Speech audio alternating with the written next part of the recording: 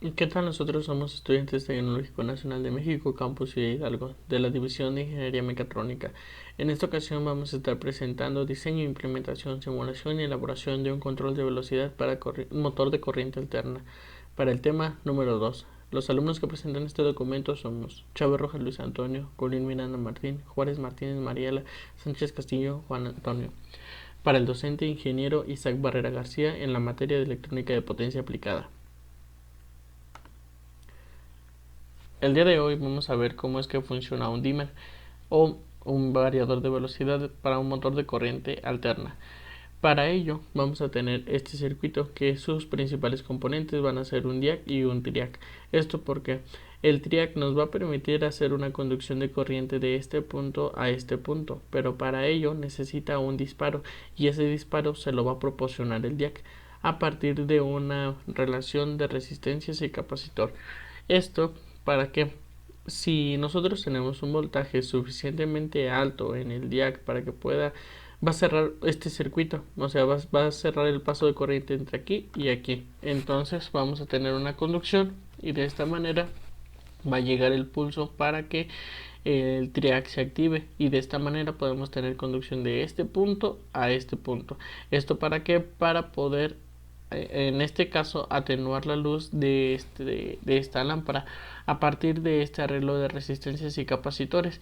Ahora hay una parte muy importante que la teoría nos dice que necesitamos este juego este arreglo de resistencias y capacitor para poder determinar el tiempo de conducción. Es decir, vamos a verlo en este osciloscopio. Aquí lo tenemos. Es decir, ¿a qué me refiero con tiempo de conducción?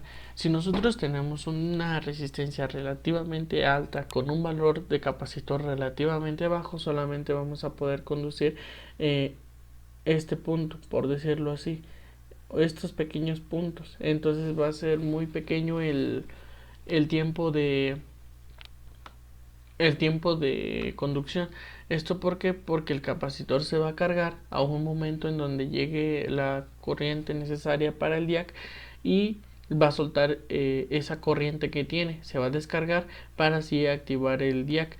Pero solamente si tenemos un valor de resistencia muy alto con un valor de capacitor muy bajo, entonces vamos a conducir solamente muy poco, podría decirse, en esta parte de aquí.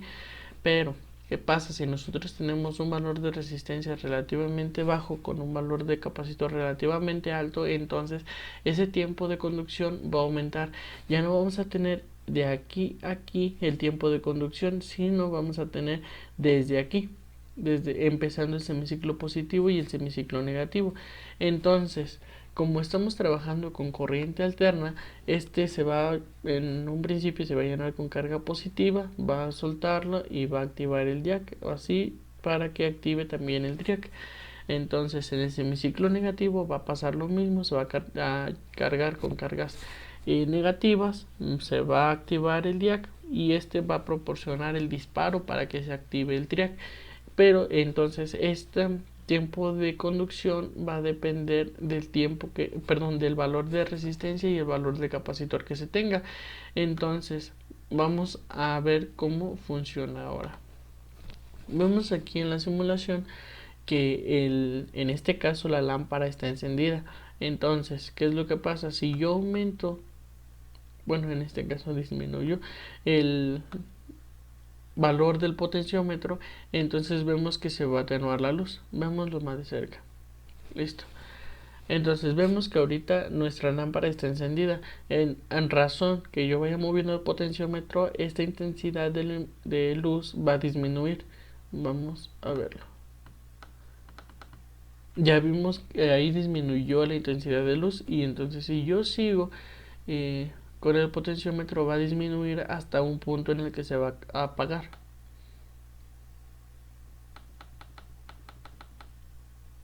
Vemos que vuelve a atenuar la luz y así va a continuar hasta que se llegue al punto cero del potenciómetro, donde vemos que la luz es completamente nula hasta que yo siga aumentando el potenciómetro y en este caso va a ir aumentando la luminosidad en lugar de reducirla, pero esta es la razón del potenciómetro con capacitor. ¿Para qué? Para que tengamos nosotros la conducción entre el diac y el triac.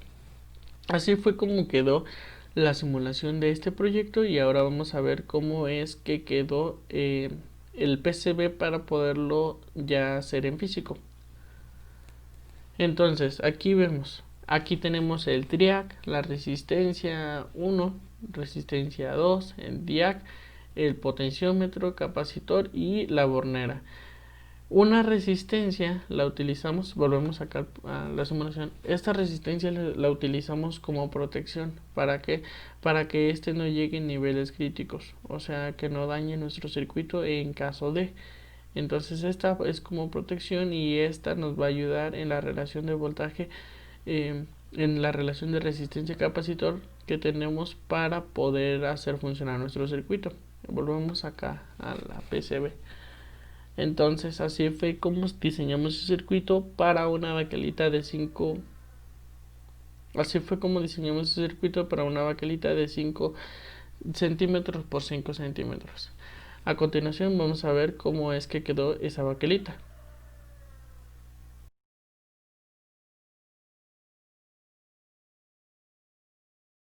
Este es el motor de corriente alterna que vamos a controlar. Es de un taladro, y para esto aquí están sus características. Nos dice que es el modelo 1337A y tiene una entrada de voltaje de 120 volts a 60 Hz y una potencia de 130 watts. Entonces vamos a ver cómo es que funciona ya nuestro circuito, bueno, nuestra PCB, en la aplicación de este motor de corriente alterna.